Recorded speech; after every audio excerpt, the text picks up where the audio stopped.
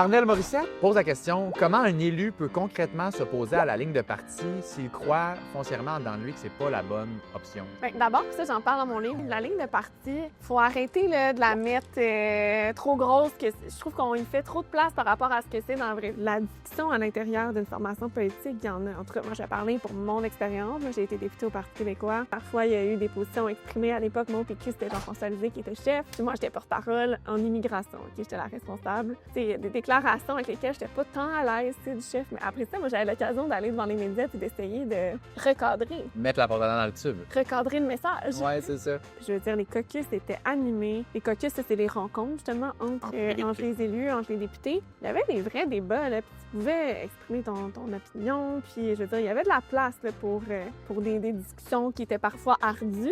Mais au final, tout le monde fait valoir son point, on dégage un consensus, puis on se rallie. C'est ça, une équipe. Ouais. Fait que tu as quand même une marge. T'as des outils, t'as une marge de Après, tu manœuvre. peux pas toujours être d'accord. C'est correct. Ça, je pense que c'est important de le dire généralement, là, que tu sois employé politique, que tu sois élu, que tu sois militant. Quand tu prends parti, ça veut pas dire que tu cautionnes du point A au point Z de la plateforme. Tu l'aurais peut-être pas fait la même chose. Puis tu l'aurais peut-être pas exprimé de la même manière non plus dans un point de presse. Ça, à l'interne, les gens en parlent, là, quand on va souper en tant que politique.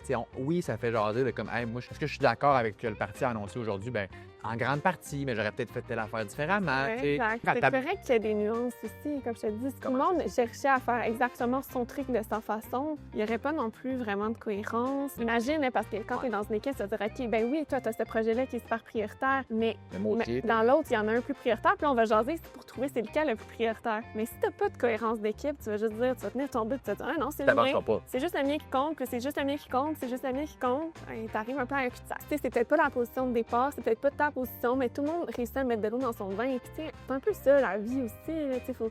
À moins, comme je te dis, que ça touche quelque chose d'une valeur qui soit fondamentale. À ce moment-là, tu as le choix de quitter le parti aussi. Ouais, c'est ça. Si t'as pas besoin de le faire, ben oui, ça s'est vu.